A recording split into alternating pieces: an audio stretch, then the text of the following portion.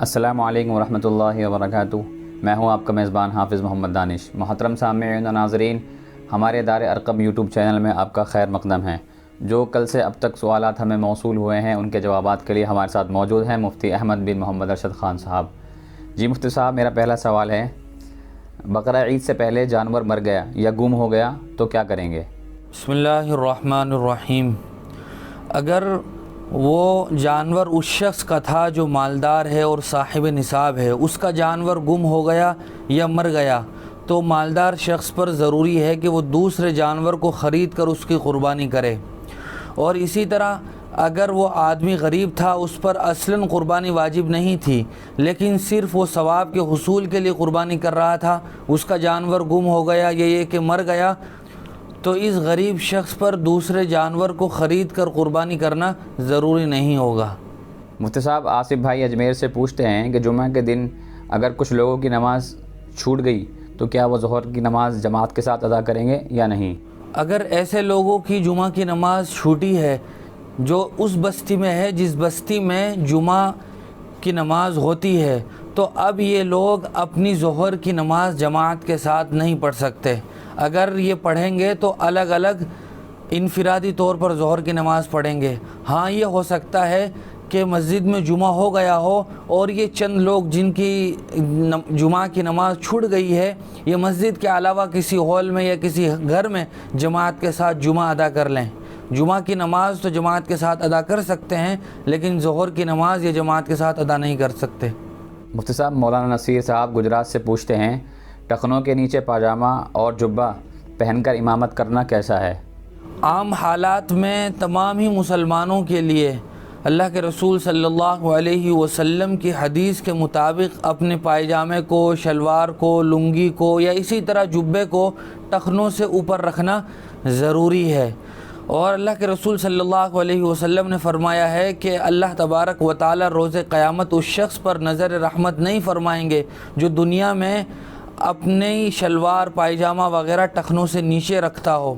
اور اس شخص کے لیے تو یہ زیادہ ضروری ہے جو قوم کا مقتدا ہو، پیشوا ہو، جس کو دیکھ کر لوگ خود رہنمائی حاصل کرتے ہوں، تو امام اور اس جیسے دیگر لوگوں کے لیے تو زیادہ ضروری ہے کہ وہ اپنے پائجامے اور جبے کو ٹخنوں سے اوپر رکھیں۔ مفتی صاحب، جنید انصاری صاحب راجستھان سے پوچھتے ہیں، فرض نماز کی تیسری یا چوتھی رکعت میں سورت ملانے کے لیے بسم اللہ پڑھ دی تو صرف بسم اللہ ہی پڑھی ہے، سورت نہیں، تو سجدہ سہو واجب ہوگا یا نہیں؟ فرض نماز کی تیسری اور چوتھی رکعت میں سورہ فاتحہ کا پڑھنا ہی ضروری نہیں ہے۔ سورہ فاتحہ کے علاوہ کوئی دوسری دعا بھی پڑھی جا سکتی ہے۔ اسی طرح اگر کسی آدمی نے تیسری اور چوتھی رکعت میں سورہ فاتحہ پڑھی اور سورہ فاتحہ کے ساتھ کوئی اور سورت بھی ملا دی، تب بھی سجدہ سہو واجب نہیں ہوگا۔ یہاں بھی اگر کسی شخص نے اس مسئلے میں بسم اللہ ملا دی ہے تو اس کی وجہ سے سجدہ سہو واجب نہیں ہوگا۔ مفتی صاحب، ایک گلبار بھائی ہیں جو گواہی سے وہ پوچھتے ہیں کہ امام صاحب مسافر ہیں اور مقتدی مقیم ہیں، تو امام صاحب کے سلام پھیرنے کے بعد مقتدی کیا پڑھیں گے؟ تو امام صاحب 2 رکعات پر سلام پھیر دیں گے۔ تو جو مقتدی ہیں، یہ مقتدی اپنی نماز کھڑے ہو کر بغیر کچھ پڑھے پوری کریں گے، یعنی اتنی دیر کھڑے رہیں گے تیسری اور چوتھی رکعت میں جتنی دیر میں عام طور پر سورہ فاتحہ پڑھی جاتی ہے، اور رکوع سجدے وغیرہ کی تسبیحات اور قعدے کی جو دعائیں ہیں وہ پڑھیں گے، اس کے علاوہ قرات نہیں کریں گے۔ مفتی صاحب، عبداللہ بھائی اوکھلا سے پوچھتے ہیں کہ میں نے مالدار ہونے کے باوجود گزشتہ کئی سالوں میں قربانی نہیں کی، اب میں کرنا چاہتا ہوں تو کیا شکل ہوگی؟ مالدار اور صاحب نصاب شخص پر قربانی کرنا یہ واجب اور ضروری ہے۔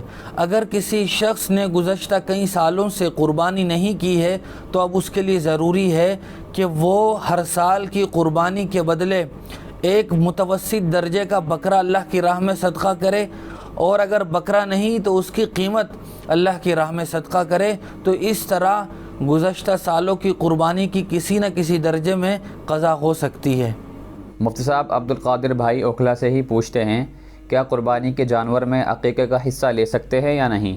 جی ہاں، قربانی کے جانور میں عقیقے کا حصہ لے سکتے ہیں۔ اگر ہم لڑکے کا عقیقہ کر رہے ہیں تو اس کے لیے 2 حصے لیں گے، اور اگر لڑکی کا عقیقہ کر رہے ہیں تو اس کے لیے 1 حصہ لیں گے۔ مفتی صاحب، ایک صاحب ہیں جو پوچھتے ہیں کہ ہم نے قربانی کے لیے بھینس خریدی ہے اور وہ دودھ دیتی ہے، کیا ہم اس کا دودھ پی سکتے ہیں یا نہیں؟ اگر کسی آدمی نے قربانی کے لیے کوئی جانور خریدا، بھینس وغیرہ خریدی، اور وہ ایسی ہے کہ اس کے تھنوں میں دودھ آتا ہے، اور اگر دودھ نہ نکالا جائے تو اس سے بھینس کو تکلیف ہوگی، تو بہتر ہے کہ اس کے دودھ کو نکال کر فروخت کر کے اس کی قیمت کو صدقہ کر دیا جائے۔ اور اگر خود استعمال کر رہے ہیں دودھ کو تو اتنے دودھ کی قیمت کا صدقہ کرنا ضروری ہوگا، لیکن یہ نہیں ہوگا کہ آدمی اس جانور کے دودھ کو استعمال کرتا رہے، یہ جائز نہیں ہے، قیمت وغیرہ صدقہ کرنا ضروری ہوگا۔ جی بہت بہت شکریہ مفتی صاحب آپ کا۔ محترم سامعین، اسی طرح کے مزید مسائل کی جانکاری کے لیے آپ اپنا سوال ہمارے کمنٹ باکس یا ڈسکرپشن میں دیے گئے نمبر پر آپ ہمیں واٹس ایپ بھی کر سکتے ہیں۔ آپ ہمارے دار ارقم چینل کو سبسکرائب کریں، اسی طرح کی مزید مسائل کی ویڈیو آپ تک پہنچتی رہیں۔ ویڈیو کو لائک کریں، شیئر کریں، صدقہ جاریہ ہوگا۔ جزاک اللہ۔